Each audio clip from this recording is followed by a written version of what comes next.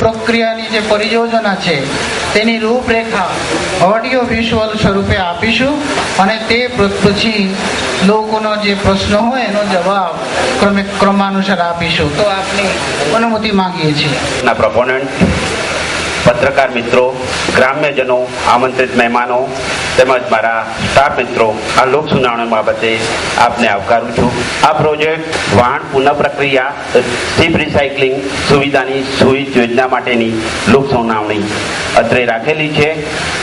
આ ઉદ્યોગે એમની પર્યાવરણ સંમતિ મેળવવા માટે તેઓએ અરજી કરેલ છે અને આ અરજી પરિયોજનાના પ્રક્રિયાના ભાગરૂપે ભારત સરકારના વન અને પર્યાવરણ મંત્રાલય નવી દિલ્હીના જાહેર ક્રમાંક SO 1533/2006 અને તેના સુધારા પ્રમાણે આ ઉદ્યોગે પર્યાવરણ સંમતિ મેળવવાની હોય છે. અને આ લોક સુનાવણી દૈનિક પેપરમાં, સમાચાર પત્રોમાં ગુજરાતી અને અંગ્રેજીમાં અમે આપેલ છે. સૌ પ્રથમ તો ઉદ્યોગના પ્રોજેક્ટ પ્રપોનન્ટને હું વિનંતી કરીશ કે તેઓનું સ્પષ્ટ ગુજરાતીમાં તેમનું પાવરપોઈન્ટ પ્રેઝન્ટેશન અથવા ઓડિયો વિઝ્યુઅલ જે હોય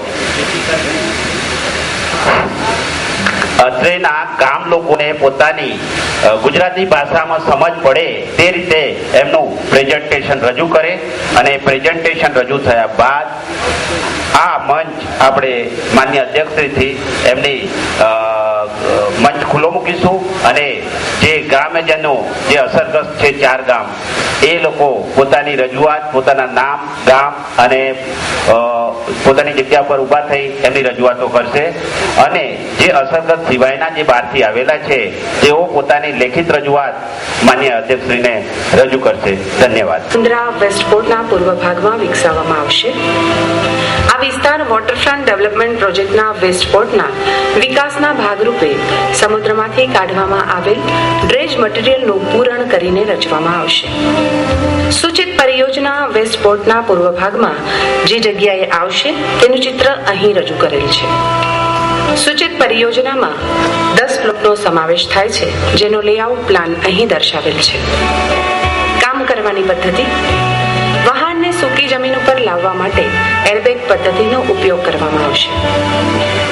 એરબેગ પદ્ધતિમાં વાહનને હાઇડ્રાઇડ લાઇનની ઉપર સૂકી જમીન ઉપર જે રીતે લાવવામાં આવે છે તે અહીં, જેને એરબેગ પદ્ધતિથી જમીન પર લાવવામાં આવે છે. પુલી બ્લોકને ઘણા બધા વાયરવાળા દોરડાથી જોડીને વિંચની મદદથી ખેંચવામાં આવે છે.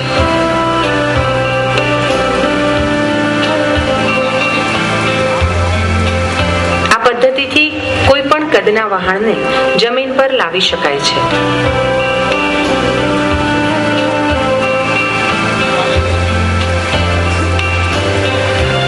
આ એરબેગ છે જેનું વજન આશરે 1 ટન જેટલું હોય છે.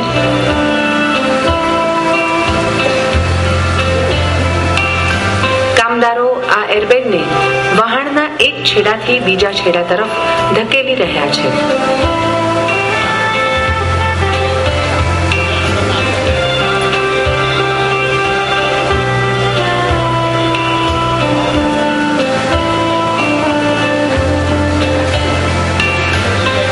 એરબેગને હવા ભરી ફૂલાવી રહ્યા છે. દરેક એરબેગને ફૂલાવીને ઉપયોગમાં લેતા પહેલા તેની ખાસ ચકાસણી કરવામાં આવે છે. પ્રથમ એરબેગમાં અન્ય કરતા વધારે લેયર હોય છે. ત્યારબાદ એક પછી એક એરબેગ મુકાય છે. વાહનના આગળના ભાગમાં શક્ય હોય તેટલી વધારે બેગ મૂકવામાં આવે છે. એરબેગને વાહનના એક છેડાથી બીજા છેડા તરફ ધકેલી રહ્યા છે. લગભગ 2/3 જેટલો ભાગ સૂકી જમીન પર ખેંચાઈ ગયો છે.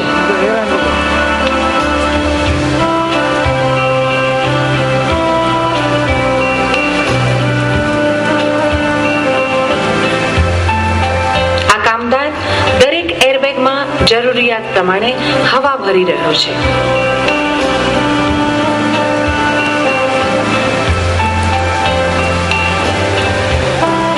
વાહન ધીમે ધીમે આગળ તરફ ખસી રહ્યું છે. તેની ગતિ ખૂબ જ ધીમી, એટલે કે લગભગ 10 સેન્ટીમીટર પ્રતિ મિનિટ કરતા પણ ઓછી હોય છે. હવે વહાણનો પાછળનો ભાગ થોડો ઊંચો થયો છે.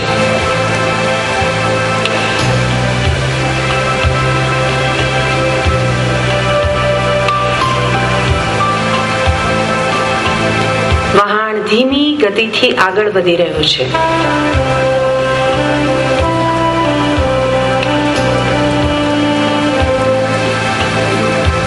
દરેક એરબેગમાં હવાના યોગ્ય દબાણની ચકાસણી કરવામાં આવે છે.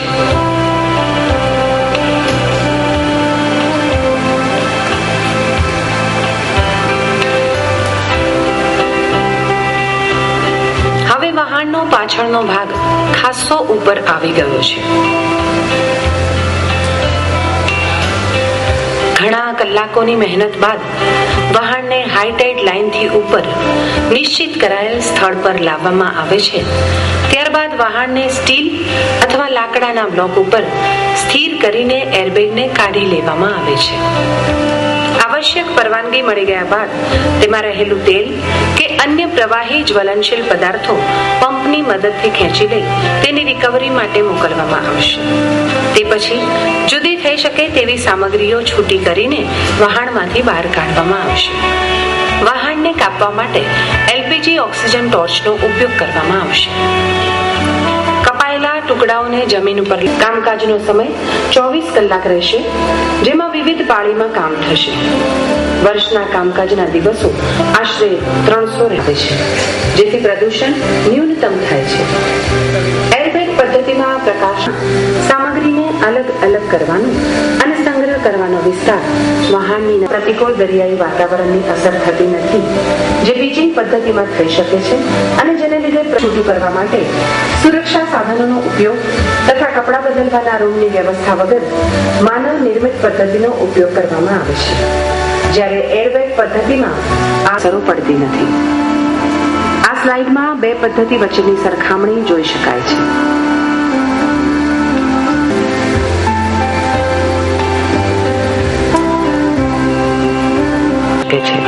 જ્યારે એરબેગ પદ્ધતિમાં કોઈ પણ વિલંબ વગર તાત્કાલિક તબીબી સારવાર આપી શકાય છે. સૂચિત પરિયોજના દ્વારા આશરે 2,11,000 તથા સપ્ટેમ્બર થી નવેમ્બર 2012 દરમિયાન હતો, જેમાં આવશ્યક છે કે દરેક સ્થળ ઉપર હવાની ગુણવત્તા, ભૂગર્ભ જળની ગુણવત્તા તથા દરિયાઈ પાણીની ગુણવત્તા માન્ય ધારાધોરણ. અભ્યાસ દરમિયાન એ પણ જાણવા મળ્યું કે ધ્વનિ પ્રમાણ બધા પરિમાણો નિયત માત્રામાં હતા. અહીં નોંધવું જરૂરી છે કે સૂચિત ઉદ્યાન કે બાયોસ્ફિયર રિઝર્વ નથી. સૂચિત પરિયોજનાથી હવાની ગુણવત્તા પર થવાની અનુભવી કામદારો દ્વારા એકઠા કરીને ફક્ત અધિકૃત પુનઃ પ્રક્રિયા કરનાર અટકે છે. અત્રે નોંધ લેવામાં આવે કે ભૂગર્ભ જળનો ઉપયોગ આ પરિયોજનામાં કરવામાં આવનાર નથી. આંતરરાષ્ટ્રીય કાયદા અનુસાર વહાણ ભારતીય દરિયા સીમામાં પ્રવેશે ફોટોગ્રાફ્સ ગામમાં કરેલ કાર્યોની પૂર્તિ કરે છે.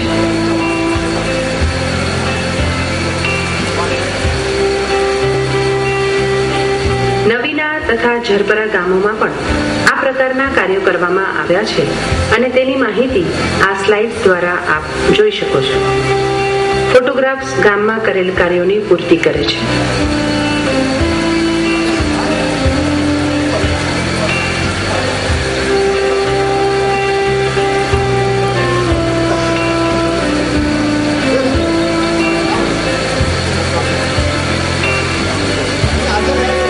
દર્શાવેલ ફોટોગ્રાફ્સ ગામમાં કરવામાં આવેલી વિવિધ પ્રવૃત્તિઓની સાક્ષી પૂરે છે. માછીમાર સમુદાય વિકાસની કામગીરી. અદાણી ફાઉન્ડેશન દ્વારા માછીમારી સમુદાય માટે ઘણા કામો કરેલ છે, જેમાં જૂના બંદર, લુણી બંદર, બાવડી બંદર, ઝરપરા બંદર, નવીનાળ બંદર, ભદ્રેશ્વર તથા અન્ય માછીમાર વસાહતોનો પણ સમાવેશ થાય છે.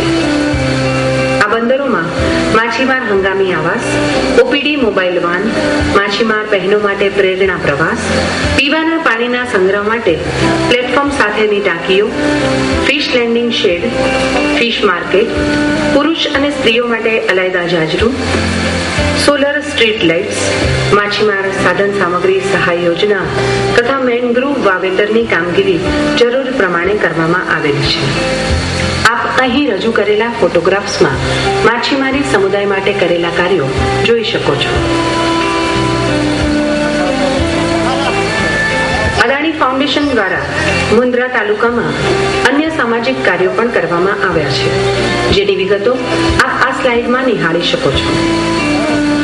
સરદાર પટેલ સહભાગી જળસંચય યોજના હેઠળ 18 ચેક ડેમનું બાંધકામ, ગ્રામ્ય ગટર યોજના કે જેમાં 81,000 મીટર પાઇપલાઇનથી 16 ગામોને સ્વતંત્ર એસટીપી સાથે જોડવામાં આવેલ છે.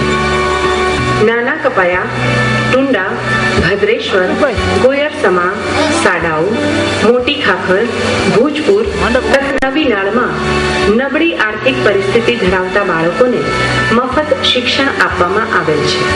ક્રિકેટ ટુર્નામેન્ટના આયોજન જેવા ખેલકૂદના કાર્યો પણ અદાણી ફાઉન્ડેશન દ્વારા કરવામાં આવેલ છે. આ સ્લાઇડમાં આપ વિવિધ કાર્યોને સાક્ષી પૂરતા ફોટોગ્રાફ્સ નિહાળી શકો છો.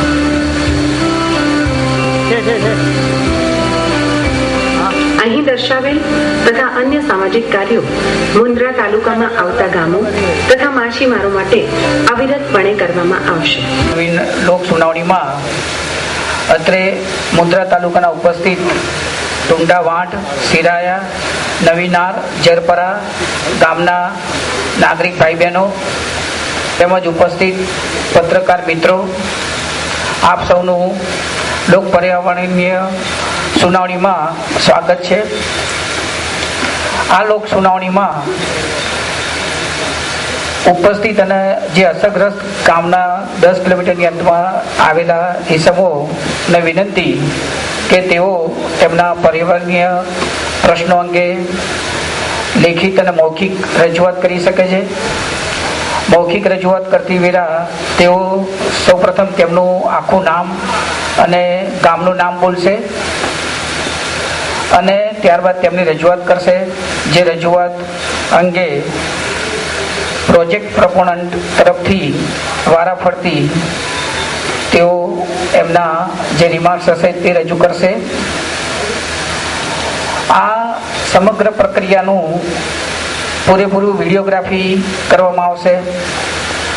આ પ્રોજેક્ટના વેબસાઇટ ઉપર પણ પ્રસિદ્ધિ કરવામાં આવી છે, તેના ઉપરથી પણ આપ નકલ મેળવી શકો છો. અને તમામ રજૂઆતો જે આપણી હશે તે રજૂઆતોના પૂરેપૂરા રિમાર્ક્સ સાથે હમણાં અત્રે ઉપસ્થિત સભ્ય સચિવ શ્રીએ કહ્યું તે પ્રમાણે રિપોર્ટિંગ પર્યાવરણીય વિભાગને નવી દિલ્હી કરવામાં આવશે. આ લોક સુનાવણી ફક્ત શિપ રિસાયકલિંગ પ્રોજેક્ટ પૂરતી રાખવામાં આવી છે, એટલે તે પ્રશ્નો, તેને લગતા પ્રશ્નોની જ અહીંયા આપણે રજૂઆત કરવાની રહેશે. તે માટે આપ સૌને મારી વિનંતી છે કે આને લગતા જે પ્રશ્નો હોય આ પ્રોજેક્ટને લગતા તેની જ આપણે રજૂઆત અહીંયા કરવાની રહે. એકના એક પ્રશ્નો વારંવાર રિપીટ ના કરવા પણ મારી આપ સૌને નમ્ર વિનંતી છે કે જેથી આપણે પર્યાવરણીય સુનાવણી પૂર્ણ કરી શકીએ. હું આપ સૌની અનુમતિથી હવે આ પર્યાવરણીય લોક સુનાવણી આપણે શરૂ કરીએ છીએ. Thank you. Gujarat pollution control board અને messrs Adani ports and special economic zone limited દ્વારા તારીખ 30 જુલાઈના રોજ મુન્દ્રા વેસ્ટ પોર્ટની નજીક ટુંડા ગામ મધ્યે પ્રસ્તાવિત વહાણ પુનઃ પ્રક્રિયા એટલે કે શિપ રિસાયકલિંગ સુવિધા અંગેની યોજના અંગે લોક સુનાવણીનું આયોજન કરાયું હતું, જેમાં નાયબ collector DO Shah, JD Priyadarshini, CO GPCB, Gujarat pollution control board મુખ્ય સ્થાને રહ્યા હતા. સાથે ગુજરાત પોલ્યુશન કંટ્રોલ બોર્ડના અધિકારીઓ અને પોર્ટના કર્મચારીઓ ઉપસ્થિત રહ્યા હતા. લોક સુનાવણીમાં ભાગ લેવા માટે ટુંડા ગામ સહિત આસપાસના ગ્રામજનો અને લોકો ઉપસ્થિત રહ્યા હતા.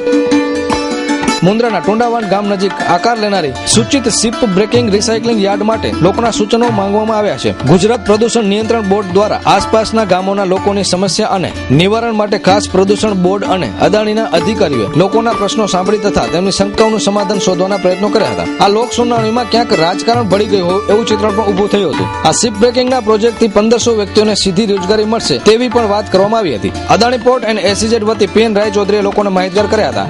પ્રતિ વર્ષ 3 લાખ મેટ્રિક ટન મટીરીયલની રિકવરીની આવકમાં વધારો થશે અને નવી વ્યવસાયિક તકો નિર્માણ થવાની સંભાવના વ્યક્ત કરી હતી. આ સમગ્ર યોજના 41 હેક્ટર જમીન પર એસીઝેડ પર આકાર લેશે અને 16,000 મેટ્રિક ટનની સ્ટીમરને અહીં રિસાયકલિંગ કરવામાં આવશે.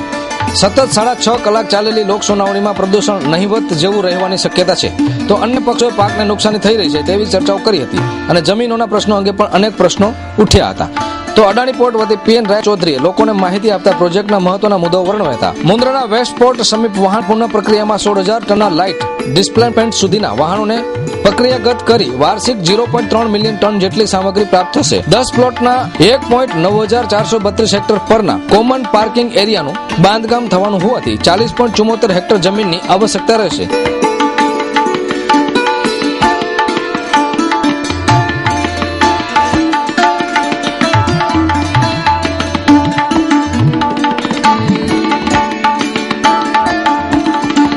અહીં માલવાહક, બલ્ક કેરિયર અને પ્રવાહી વહન કરતા ટેન્કરો ભાંગવાનું આયોજન છે, જેના દ્વારા પ્રતિ વર્ષ 2.36 ટન સ્ક્રેપ જે રોલિંગ પ્રક્રિયામાં વાપરી શકાશે.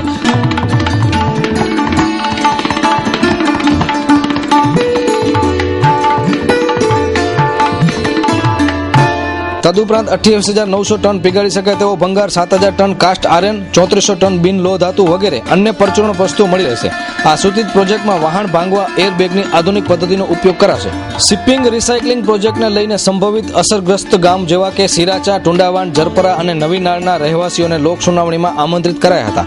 જો કે સાંજે 6:30 સુધી ચાલે લોક સુનાવણીમાં સંવાદ અને વિવાદ બંને જોવા મળ્યા હતા. એક તરફ શિપ રિસાયકલિંગ પ્રોજેક્ટ આવવાથી ઊભી થતી રોજગારીની તકો, બીજી તરફ ઉદ્યોગોના કારણે પ્રદૂષણની શક્યતાને લઈને વિવાદ પણ થયો હતો. જોકે અદાણી કંપનીએ વાયુ પ્રદૂષણ અને ધ્વનિ પ્રદૂષણ 1 કિલોમીટરથી બહારના વિસ્તારમાં નહીં જાય તેવી બાંહેધરી અને આસપાસના અને અભ્યાસના તારણ બાદ પ્રશ્નના ઉત્તરમાં જણાવ્યું હતું. તો બીજી તરફ આ પ્રસ્તાપિત શિપ બ્રેકિંગ અને શિપ રિસાયકલિંગ પ્રોજેક્ટથી 1 કિલોમીટરના અંતરમાં કોઈ જ ગામ આવતા ન હોવાનું કંપનીએ જણાવ્યું હતું. કંપની એવો પણ ખુલાસો કર્યો હતો કે આ પ્રોજેક્ટથી નજીક આવેલા 4 ગામો સિરાચા, ટુંડાવાન, જરપરા અને નવી નાળને પણ ધ્વનિ પ્રદૂષણ કે હવા પ્રદૂષણની અસર વર્તાશે નહીં. લોક સુનાવણીમાં સૌ પ્રથમ રજૂઆત જરપરાના સરપંચ વાલજી માણસી ટાપરિયાના પ્રશ્નથી થઈ હતી. પર્યાવરણ પર શું અસર થશે, માછીમારને શું અસર થશે એવા વાલજીભાઈના પ્રશ્નમાં કંપનીએ ઉત્તર આપ્યો હતો કે માછીમાર અને પર્યાવરણને કોઈ જ આડઅસર થશે નહીં. તો સમાગોગાના પૂર્વ સરપંચ જયવીરસિંહ જાડેજાએ સેજને ક્યારે મંજૂરી મળી એ અંગેનો પ્રશ્ન વ્યક્ત કર્યો હતો, જેને અદાણી કંપનીએ આ લોક સુનાવણીના પ્રશ્નના બહારનો પ્રશ્ન ગણાવ્યો હતો. ત્યારબાદ જરપરાના નાણ ગઢવીએ ચેરિયાના નિષ્કંદનનો આક્ષેપ કર્યો હતો. ત્યારબાદ ટુંડાના સરપંચ દિગ્વિજયસિંહે પ્રોજેક્ટને આવકાર્યો હતો. સાંજ સુધી લોક સુનાવણીમાં રકઝક થઈ હતી અને વચ્ચે પ્રોજેક્ટના વિરોધમાં 3 થી 4 લોકો વિરોધ કરતા દેખાયા હતા. કંપનીએ અમુક પ્રશ્નોના જવાબ અગાઉ આપી દીધા છે. હવે એકને એક પ્રશ્નનું પુનરાવર્તન થઈ રહ્યું છે એમ કહી જવાબ આપવાનું ટાળ્યું હતું. ત્યારબાદ ગિરીશ ચડાએ રોજગારીનો પ્રશ્ન પૂછ્યો હતો. તેના જવાબમાં અદાણી કંપની વતી ચૌધરીએ આસપાસના ગામડાના કામદારોને પ્રાયોરિટી આપવાનો કોલ આપ્યો હતો. માધ્યમથી જણાવવા માંગુ છું અહીંયા બેઠેલી બધી પબ્લિકને કે ધંધા રોજગાર આજુબાજુના ગામડાઓને મળતા હતા, પણ અમુક ગુંડાગીર તત્વોના હિસાબે કંપની વાળા નથી આપતા. આપ પર્યાવરણીય રજૂઆત કરો. મારી કોઈ પક્ષની રજૂઆત નથી. આપ મુન્દ્રા તાલુકાના તમામ પર્યાવરણીય રજૂઆત કરો. એક તાલુકાના જાગૃત પ્રતિનિધિ તરીકે હું આ રજૂઆત કરું છું. પક્ષથી દૂર રહી આવનારા ભવિષ્યને ધ્યાનમાં રાખી આપ સૌને નમ્ર વિનંતી કરું છું કે વિકાસ આવે છે ત્યારે એને મહેરબાની કરી વિકાસના બાને કે અડચણ ઊભી કરવી કે આવનારી પેઢી આપણને માફ નહીં કરે. લોક સુનાવણી દરમિયાન ભરાડી માતાજીની વનસ્પતિ અને વન્યજીવો અને જીવસૃષ્ટિને આ પ્રોજેક્ટને લઈને અસર થશે, જેના પ્રત્યુત્તરમાં અદાણી કંપનીએ જવાબ આપ્યો હતો કે ભરાડી માતાજીનું સ્થાન પ્રોજેક્ટથી 3 કિલોમીટરના અંતરે આવેલું છે, જ્યારે અગાઉ જણાવ્યા પ્રમાણે આ પ્રસ્તાપિત પ્રોજેક્ટથી ધ્વનિ અને વાયુ પ્રદૂષણ 1 કિલોમીટરના અંતરથી બહાર જશે નહીં. આમ ભરાડી માતાજીના સ્થાનક પાસે આવેલી વનસ્પતિ, જીવસૃષ્ટિ અને વન્યજીવોને કોઈ જ નુકસાન થશે નહીં. લેખિતમાં રજૂઆત આપો. પ્લીઝ સર, આની સાથે જોડાયેલો છે ને અહીંયા લોકો છે કે માછીમારો, આમાં જે 1000ની વાત આપણે કરી તો એમાં માછીમારો કેટલા હશે? કારણ કે આ જે વહાણની જે કામ થાય છે એમાં દરિયામાં માછીમારો જોડાયેલા છે અને આ વહાણના કામમાં પણ માછીમારો જોડાયેલા છે. અને હમણાં જ વાત કરી એમ 4 મહિના સુધી એ લોકો ઘરે બેઠા હોય છે. તો આ ને એ લોકો માછીમારો અહીંયા કેટલા હશે, કારણ કે આ લોકો એની સાથે જોડાયેલા હોય છે, તો એને પહેલો લાભ મળવો જોઈએ, તો જ આ પ્રોજેક્ટ સક્સેસફુલ થયો કહેવાય. બસ એ જ પ્રશ્ન. હા, જરૂરથી આપનું સૂચન ખૂબ સારું છે. તમે કહ્યું જે શ્રી વાહન પુનઃ પ્રક્રિયામાં જે A1500 ની વાત કરી, તદુપરાંત ઘણા બધા બીજા ધંધાઓનો મોકો ખુલે છે. હું જયંતિલાલ રામજી દાદનિયા કે કોઈ પણ વ્યક્તિ પક્ષી રાજકારણ મહેરબાની કરીને આ કોઈ વિકાસમાં અંદર ન ડાલો, અને આમ જનતાને કોઈ પણ પ્રોજેક્ટ આવ્યો છે, કોઈ પણ વિકાસ થયો છે, એમાં રોજી રોટી મળી છે, અને રાજકારણનું જગ્યાએ રાજકારણ રાખો, અને પબ્લિકનો જે વિકાસના પ્રોજેક્ટ આવ્યા છે એને રોકો. આક્ષેપ પ્રતિ આક્ષેપ વચ્ચે એવી દલીલ પણ થઈ હતી કે ઉદ્યોગોના કારણે નુકસાન થઈ રહ્યા છે, પરંતુ સામે પક્ષે એવી દલીલ હતી કે ઉદ્યોગો આવવાથી વેપાર ધંધા વધ્યા છે, જનહિતના કામો ફાઉન્ડેશન દ્વારા કરવામાં આવ્યા છે. ગ્રામ પંચાયતને EIA રિપોર્ટ મળ્યો નથી તેવી લાંબી ઉગ્ર ચર્ચા અંતે કંપની દ્વારા જે તે ગ્રામ પંચાયતના તલાટી મંત્રીને રિપોર્ટ મોકલવામાં આવ્યા છે, અને તેમને મળી ગયા હોવાના આધારો સહી અને તારીખ સાથે સ્ક્રીન ઉપર બતાવી પોતાની નિર્દોષતા સાબિત કરી હતી. એ જ રીતે નવી નાણા ફકીર મોહમ્મદ સમેજા અને અન્ય આગેવાનો યોજનાની તરફેણ કરી હતી. ચર્ચામાં ભાગ લેનારોમાં ઝરપરના પૂર્વ સરપંચ અને તાલુકા કોંગ્રેસના પ્રમુખ ધનરાજભાઈ જખુ ગઢવીએ પાવર પ્લાન્ટના કારણે પર્યાવરણ બગડી રહ્યું છે અને ખારેકના પાક ઉપર તેની વિપરીત અસર જોવા મળી છે, તો સામે પક્ષે આ જ આક્ષેપના પ્રતિ જવાબમાં દેવાંગણ સાયા રવિએ ચાલુ વર્ષે રેકોર્ડ બ્રેક ખારેકનું ઉત્પાદન થયું હોવાનું જણાવ્યું હતું.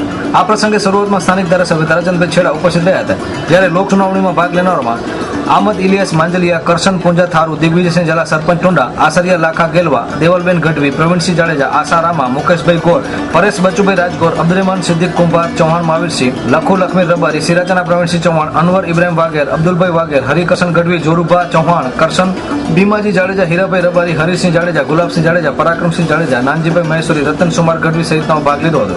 જ્યારે કંપની તરફથી સ્નેહલ જરીવાલાએ કંપની તરફથી લોકોના પ્રશ્નોના શાંતિતે ઉત્તરો આપ્યા હતા. અદાણી કંપનીના રક્ષિતભાઈ શાહ, મુકેશભાઈ સક્સેના સહિતના ઉપસ્થિત રહ્યા હતા.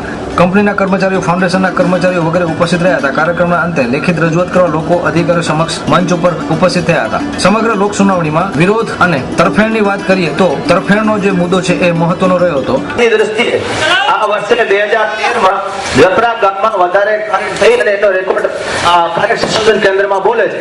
આ બધી તદ્દન વાતો ખોટી છે. ભાઈએ પોતાના અભિપ્રાયમાં આપ્યું છે કે અહીંયા અમારા આવાથી કોઈ પણ પ્રદૂષણ થયેલ નથી. મારી પોતાની વાડી અહીંયા 5 કિલોમીટર દૂર આવેલ છે. આજની તારીખમાં બિલો છે મારી કને જેના પરિણામો છે. આ તદ્દન ખોટી વાત છે. આમ સાંજે 6:30 સુધી ચાલેલી લોક સુનાવણીમાં એક જ સુર વ્યક્ત થયો હતો કે ઉદ્યોગો ભલે આવે, પરંતુ નિયમોનું પાલન થવું જોઈએ, સ્થાનિકને રોજગારી મળવી જોઈએ, પર્યાવરણનું રક્ષણ થવું જોઈએ. ઉદ્યોગોનો વિરોધ મહદ અંશે થયો હતો, પરંતુ લોક સુનાવણીનો સારાંશ એક જ રહ્યો હતો કે સીપ રિસાયકલિંગ પ્રોજેક્ટ આવવાથી આ 4 ગામ કે આસપાસના વિસ્તારોને નુકસાન નહીં થાય.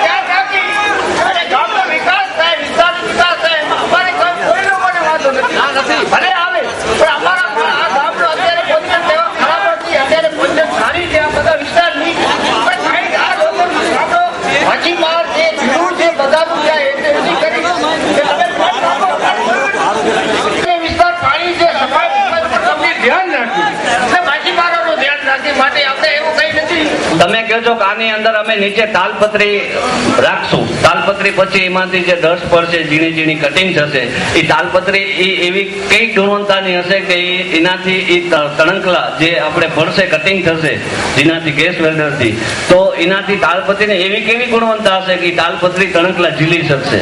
કેમ ન જીવી શકે? બોલો કેવી? કોઈ કારણ નથી. તાલપત્રી બતાવ્યો કે આ જગ્યા CRZ માં આવે છે, એમાં CRZ માં આવે. તમે રિપોર્ટ ની અંદર ક્યાંય બતાવેલ નથી કે આ જગ્યા CRZ માં આવે છે. બતાવેલ આપણે પર્યાવરણ વિભાગ આપવાનું છે. અત્યારે તમે પર્યાવરણને અસરને લગતા પ્રશ્નો હોય અને હવે તમે સતત એક જ જણ પ્રશ્નો કરો છો, તો અમારે બીજાને પણ અમને આ ભાઈને પણ જરૂરત છે. બોલો આપ બોલો. માજી ઉપસરપંચ ગામ નવીનગર. માનનીય અધ્યક્ષશ્રી, મારો આ પ્રશ્ન છે કે અત્યારે જે રિસાયકલિંગ જહાજનો ઉદ્યોગ અહીંયા આવી રહ્યો છે, આપણે બધા અત્યારે જોઈ રહ્યા છીએ કે વિશ્વ આખું મંદીના ભમરમાં જ્યારે ફસાઈ ચૂકે છે, ત્યારે આપણી સરકાર ઉદ્યોગને લાવવા માટે ઉદ્યોગોને પ્રોત્સાહન આપી રહી છે. અત્યારે મંદીનું ભમર છે ત્યારે ગુજરાત ને જેના આપણે નાગરિક છીએ એ આપણે ભારતના એક અભિન્ન અંગ તરીકે આપણે એક નંબરનો રાજ્યનો દરજ્જો મેળવવા માટે વિકાસ કરી રહ્યા છીએ.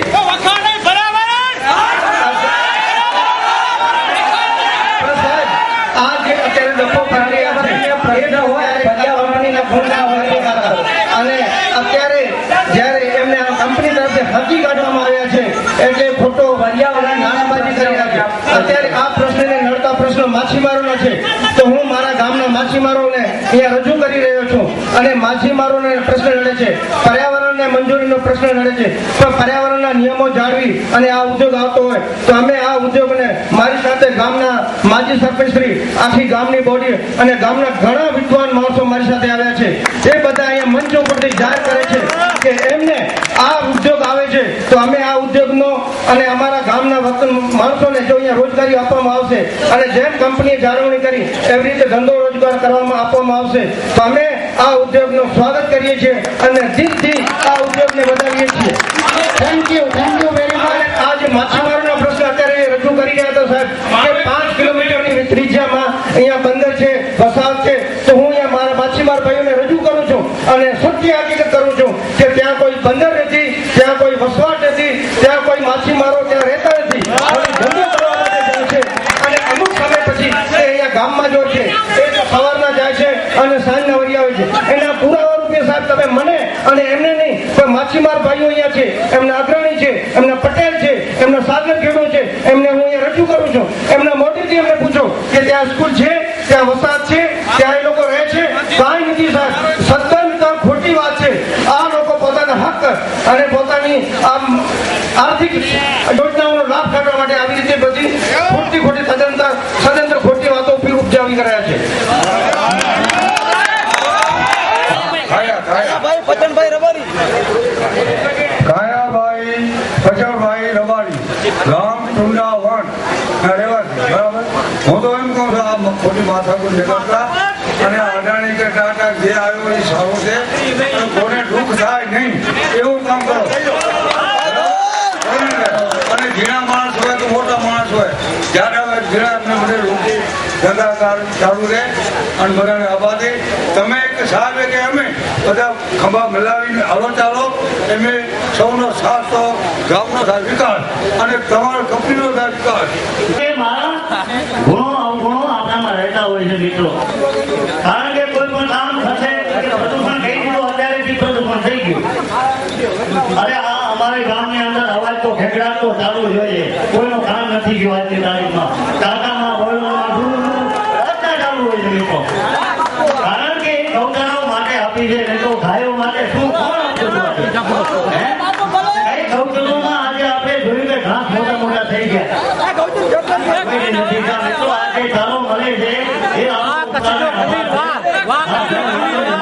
ભૂકંપ બાદ કચ્છનો વિકાસ થયો સૌ જાણીએ છીએ. વિવિધ ઉદ્યોગોના આવવાના કારણે સમગ્ર કચ્છ વિશ્વના ફલક ઉપર ગયું છે. પરંતુ જ્યારે ઉદ્યોગો આવતા હોય છે ત્યારે સિક્કાની બે બાજુ હોય છે. ખાસ કરીને ઉદ્યોગોને આવકારવા કે ન આવકારવા. ખાસ કરીને અત્યારે એસીઝેડમાં એક શિપિંગ બ્રેકિંગનો જે ઉદ્યોગ આવી રહ્યો છે એને લઈને લોક સુનાવણી હતી, ત્યારે એડિશનલ કલેક્ટર શ્રી શાહ સાહેબને મળશું. ખાસ કરીને શું સૂચનો આવ્યા છે, શું લોકો ઈચ્છે છે, તો સમગ્ર શું ચિતાર છે, સારાંશ મળીએ. સાહેબ, શું ખાસ કરીને આજનો વિષય હતો? આજનો વિષય શિપ રિસાયકલિંગનો હતો અને પ્રોજેક્ટમાં અદાણી પોર્ટ્સ એન્ડ એસીઝેડ દ્વારા આખું એમનું રિપ્રેઝન્ટેશન કરવામાં આવેલું.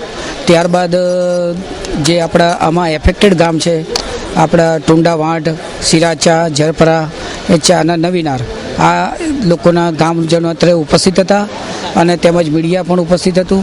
અને તેઓના જે કંઈ પ્રશ્નોના રજૂઆત હતા, બંને બાજુના અમુક જગ્યાએથી ફેવર પણ હતી અને અમુક જગ્યાએ વિરોધ હતો. વિરોધમાં મુખ્યત્વે જે કંપનીએ જે પગલાં લેવા જોઈએ તે બાબતે પણ સૂચનો કરવામાં આવેલા. કંપની તરફથી પણ એ સૂચનો આવકારવામાં આવેલા છે. અને આ બાબતે સવારના 11:30થી આપણે જોઈએ છે કે 6:15 વાગ્યા સુધી આપણે નોન સ્ટોપ હિયરિંગ રાખેલું છે. વચ્ચે પણ આ બાબતે આપણે રૂબરૂ એ દરેક જણને સાંભળવા દીધા છે. અમુક વ્યક્તિઓને જેને રજૂઆત હતી એની પૂરેપૂરી સાંભળવા પ્રયત્ન કર્યો છે અને તેમ છતાં પણ તેમની લેખિત રજૂઆત પણ લઈ લેવામાં આવી છે. આ સમગ્ર લોક સુનાવણી એ વિડીયોગ્રાફી અને એનું ઓડિયો વિઝ્યુઅલ પણ થયેલું છે. એટલે જ્યાં જોડે જોડે એની મિનિટાઇઝ પણ કરવામાં આવેલા છે. જ્યાં આગળ જે મુજબના જવાબ મળ્યા તે જવાબ લેવામાં આવ્યા છે અને લોકોના હિતમાં આમાં જે કંઈ પણ નિર્ણય રજૂઆત આવી છે તે રજૂઆત છેક ભારત સરકાર સુધી પહોંચાડવામાં આવશે. મિનિટેડનો રિપોર્ટ ક્યાં મોકલવામાં આવશે અને એના પછીની શું પ્રક્રિયા માટે અમારા સભ્ય સચિવ છે એ આપણે માહિતી આપી શકશે.